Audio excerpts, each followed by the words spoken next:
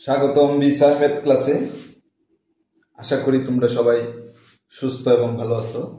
আজকে আমরা নবম দশম শ্রেণীর সূচক লগারিদম চতুর্থ অধ্যায় অনুশীলনী 4.1 আমরা সূচকের 4.1 সূচকের যে প্রথম অঙ্কটি সেই অঙ্কটি আজকে আমরা সমাধান দিতে চেষ্টা করব। এর আগে আমরা সূচকের প্রাথমিক ধারণা অর্থাৎ বেসিক এবং সূত্র নিয়ে দুইটা ভিডিও আমরা আপলোড করেছি। এই সূত্রগুলো তোমরা অবশ্যই দেখবে, নতুবা সূচকের অঙ্কগুলো বুঝতে একটু অসুবিধা হবে। কারণ বেসিক এবং সূত্রগুলো যখন তুমি দেখবে অঙ্কটা তোমার জন্য সহজ হয়ে যাবে। তাহলে আমরা তোমাদের বোর্ড বইয়ের 80 পৃষ্ঠায় অনুশীলনী 4-এর 1 নম্বর যে অঙ্কটি আছে সেই অঙ্কটি আমরা বোর্ডে লিখে রাখছি, সরল করো। অঙ্কটি কি? 7 cube into 7 to the power -3 অর্থাৎ 7 inverse 3 by 3 into 3 inverse 4। 3 inverse 4 বলতে পারো, আবার 3 টু দি পাওয়ার -4 তুমি বলতে পারো। তাহলে অঙ্কটা কি? 7 cube into 7 inverse 3 by 3 into 3 inverse 4। এটাকে আমরা সরল করতে বলছি। তাহলে আমরা বলছি যে এই অঙ্কগুলো করার জন্য সূচকের কয়েকটি সূত্র আছে। এই সূত্রগুলো আমরা দুইটা ভিডিওতে, প্রথম পর্ব এবং দ্বিতীয় পর্ব বেসিক আলোচনায় আপলোড দিয়েছি। এটা তোমরা দেখে আসলে সেই অঙ্কটা তোমার জন্য বুঝতে সুবিধা হবে অবশ্যই। তাহলে তুমি এই বেসিকের যে দুইটা ভিডিও এটা তুমি দেখে আসবে, দেখে এসে এই অঙ্কটা যদি করো তাহলে এই অঙ্কটা না, এই চ্যাপ্টারে যতগুলো অঙ্ক করবে সবগুলো অঙ্ক তোমার জন্য সহজ হয়ে যাবে। তাহলে চলো আমরা এই অঙ্কটা আজকে আমরা সমাধান দিই। দেখো 7 কিউব ইন্টু 7 ইনভার্স 3 দুইটাই ভিত্তি একই রকম। আমাদের এই সূচকের সূত্র আছে a m into a m. দেখো দুইটা ভিত্তি একই রকম। ভিত্তি যখন একই রকম হয় গুণের বেলায় সবগুলো ভিত্তি থেকে একটা ভিত্তি তুমি নিয়ে কমন নিয়ে গুণের সময় পাওয়ারগুলো যোগ হয় m প্লাস n। এটা হলো সূচকের প্রথম সূত্রটাই, a power m into a power n equal দুইটা a থেকে একটা a আমরা কমন নিলাম আর পাওয়ারগুলো যোগ করলাম। গুণের সময় পাওয়ারগুলো যোগ, ভাগের বেলায় পাওয়ারগুলো বিয়োগ হয়। এটা তোমরা সূত্র থেকে জানবে। তাহলে আমরা দুইটা 7 থেকে একটা 7 নিব আর পাওয়ারগুলো যোগ হবে 3 প্লাস -3। আমি কিন্তু এটাকে দুইটা 7 থেকে একটা 7 3 -3 লিখে ফেলতে পারি। তো হঠাৎ করে তোমার জন্য বুঝতে একটু অসুবিধা হবে কিরকম, যে গুণের সময় তো পাওয়ারগুলো যোগ, তাহলে এখানে বিয়োগ চিহ্ন হঠাৎ করে চলে আসছে না, হঠাৎ করে আসে নাই। যোগ চিহ্ন দেওয়ার পরে প্লাসে মাইনাসে আবার এটা বিয়োগ হবে। আমরা এখানে একটা লাইন করব, কারণ প্রথম অবস্থায় আমরা পাওয়ারগুলো যোগ দিয়ে দেখালাম। 3 প্লাস 3 মানে এটা পাওয়ার এসে 3 ধনাত্মক, এটা পাওয়ার এসে ঋণাত্মক। তাহলে ধনাত্মক আর ঋণাত্মক দুটোটাই যোগ হচ্ছে, অর্থাৎ 3 প্লাস -3। পরের লাইনে হবে 3 প্লাসে মাইনাসে -3 আমরা লিখব। এখন আমি সরাসরি যদি এইভাবে লিখে দিই তাহলে তোমার জন্য বুঝতে একটু অসুবিধা হবে। সেজন্য কি করলাম, ব্র্যাকেট দিয়ে পাওয়ারগুলো আমরা যোগ করে দিলাম।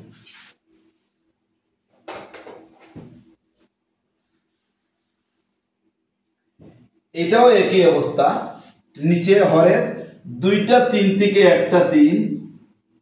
তাহলে দেখো আমরা বলছি 3 ইন্টু 3 ইনভার্স 4।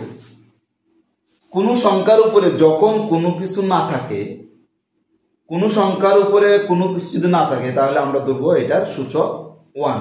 তাহলে 3 এর সূচক 1 অর্থাৎ পাওয়ার 1 ঘাত 1। তাহলে আমরা দুইটা 3 থেকে একটা 3, তাহলে 1 প্লাস মাইনাস 4। গুণের সময় পাওয়ারগুলো যোগ হয়, সূচকগুলো যোগ হয়। তাহলে গুণের সময় কি হয়, পাওয়ারগুলো সূচকগুলো ঘাতগুলো যোগ হবে। এটা আমাদের সূত্র আছে। আর যে হর থাকবে, হর যতটাই থাকো একই রকম থাকলে একটা হর কমন নিতে হবে। আমি সূত্রটা এখানে লিখে দেই। যেহেতু a power m into a power n equal দুইটা এ থেকে একটা এ m প্লাস n, এটা হলো আমাদের এই সূত্রটা প্রয়োগ করে আমরা এইটুকু আমরা করলাম এই সূত্রটার জন্য। এখন দেখো 7 3 প্লাসে মাইনাসে মাইনাস 3 3 1 প্লাসে মাইনাসে মাইনাস 4। আমরা কিন্তু শুরুতেই এই লাইনটা না করে সরাসরি এই লাইনটাও আমরা করতে পারবো। যখন তুমি অঙ্কটা ভালো বুঝে যাবে তখন তুমি এই লাইনটা না করে এই দিকে সরাসরি এটা তুমি করতে পারবে, কারণ তুমি তখন প্লাসে মাইনাসে মাইনাসটা বুঝে যাবে, প্লাসে মাইনাসে মাইনাসটা তুমি বুঝে যাবে। এখন আমরা যোগ বিয়োগ করব।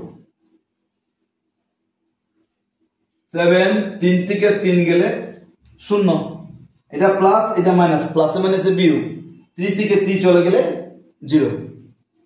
আর এদিকে আছে 3, 4 থেকে 1 চলে গেলে মাইনাস 3।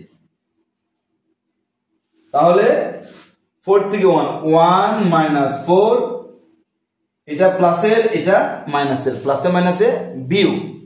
তাহলে 4 থেকে 1 গেলে 3 হয়। বড় সংখ্যার বামে যে চিহ্ন থাকে সেই চিহ্ন বসছে, বড় সংখ্যার বামে মাইনাস চিহ্ন, সেই জন্য 3 আগে মাইনাস বসছে। 3 ইনভার্স 3 7 পাওয়ার 0।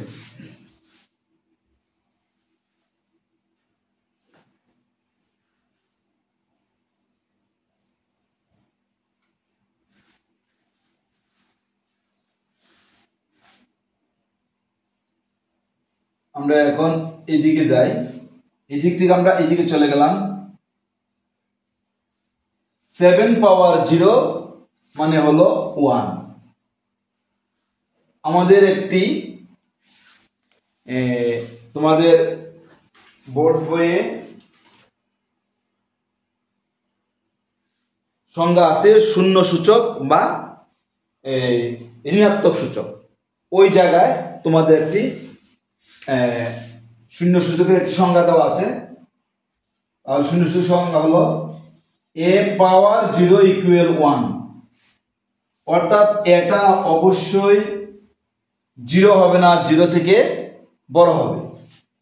তাহলে a power 0 equal 1, x power 0 equal to 1, y power 0 equal to 1, যে কোনো ভগ্নাংশ x by y power equal to x by y power 0 equal to 1।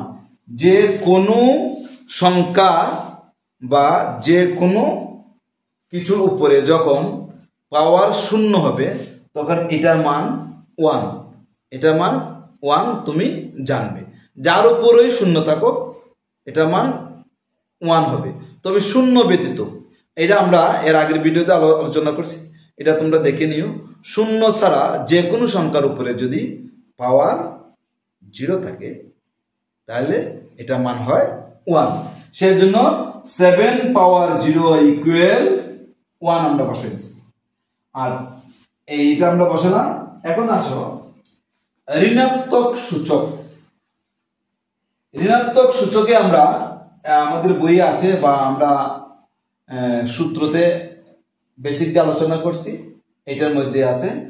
অর্থাৎ মনে করো এ ঋণাত্মক সূচক এ ইনভার্স 1 অর্থাৎ এ টু দি পাওয়ার -1 এটা হলে এটার বিপরীত ক্রম হবে 1/a।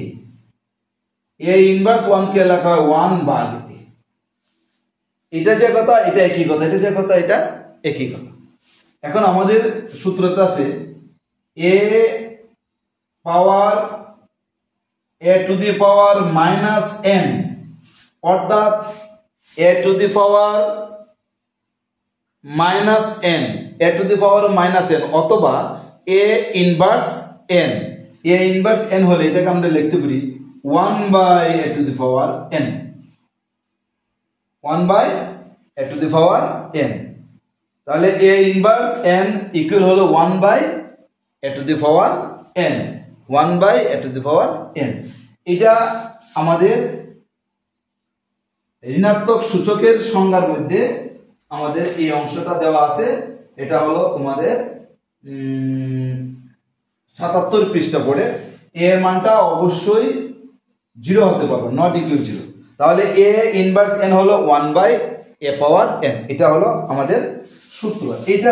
এইটা প্রয়োগ করে আমরা এখন 3 ইনভার্স এ ইনভার্স n টাকে আমরা যদি লিখি, এটাকে আমরা এর পরিবর্তে যদি আমরা 3 দেই, 3 ইনভার্স মানে minus A to the power -n, n এর জায়গায় যদি আমরা 3 হয় তাহলে এর জায়গায় যদি আমাদের 3 হয়, এর জায়গায় যদি 3 হয় আর n এর জায়গায় যদি 3 হয় তাহলে আমরা লিখব 1/3³ 1/3³ a inverse n my 1 a inverse n equal 1/a to the power n, 3 inverse 3 equal 1/3³ 1/3³ তাহলে আমরা a ইনভার্স হলে 1/a অর্থাৎ পাওয়ার এখানে 1 আছে, 1 পাওয়ার লিখতে হয় না।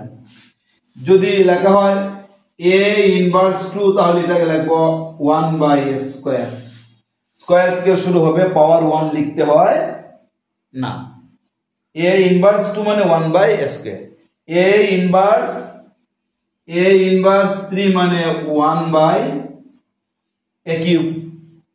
তাহলে এর জায়গায় যদি হয় 3 ইনভার্স 3 ইকুয়াল 1/3³। এটাই আমরা এখন এই জায়গায় বসাবো।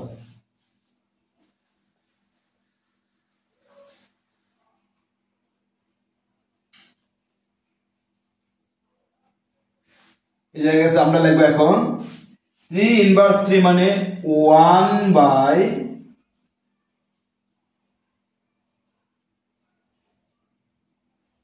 1/3³।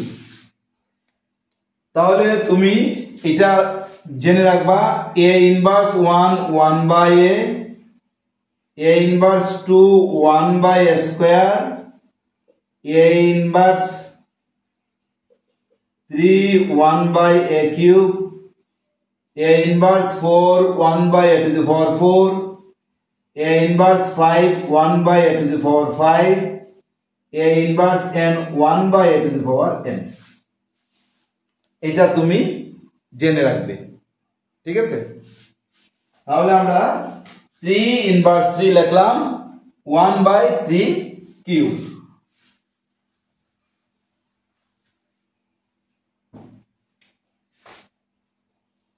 উপরে 1, এটা লব 1 ঠিক আছে, নিচে আছে 1/3³ মানে 3 এর উপর 3 সূচক অর্থাৎ 3টা গুণিতক, এই 3 গুণ 3 গুণ 3।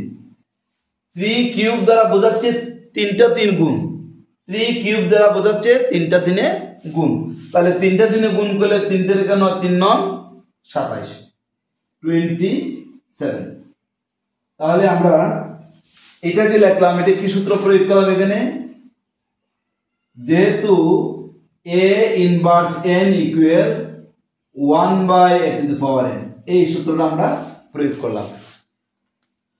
এখানে প্রয়োগ করলাম a power m into a power n equal দুইটাই থেকে একটাই পাওয়ার গুলো যোগ করলাম, আর এই জায়গায় আমরা এই সূত্রটা ব্যবহার করলাম যেহেতু a power 0 equal to 1, 7 power 0 equal two আমরা এই জায়গায় লিখছি না,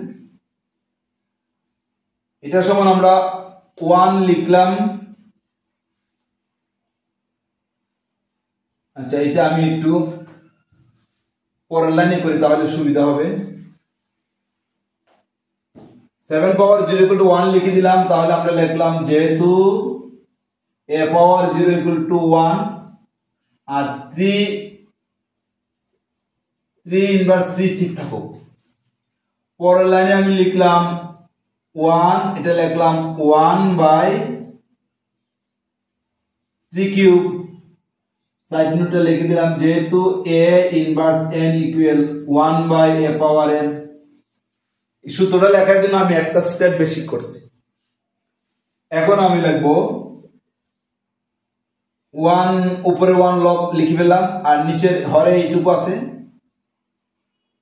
1 বাই 3 কিউব, মানে 3 3টা 3 3 কেন 3 9 27, 3 কিউব মানে 27। 3 কিউব দিয়ে বোঝাচ্ছে 3টা 3 গুণ 3 গুণ 3 গুণ 3 গুণ করলে 27 হয়।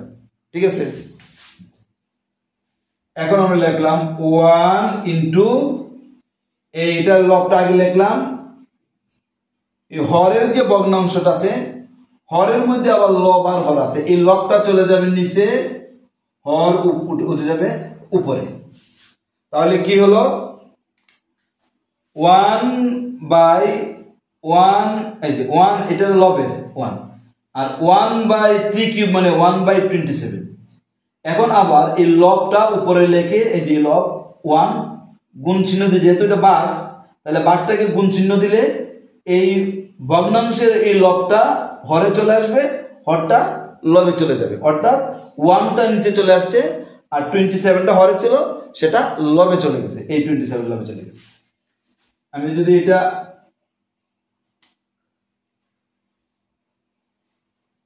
1 বাই 27,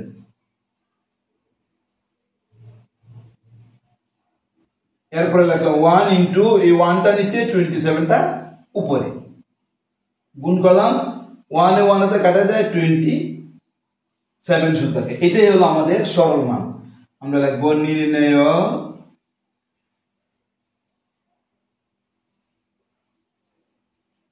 সরল মান 27, এটা হলো আমাদের আনসার। তাহলে আশা করি 4.1 যে অঙ্কটি আমরা এখন করলাম এটা তোমরা বুঝতে পারছো।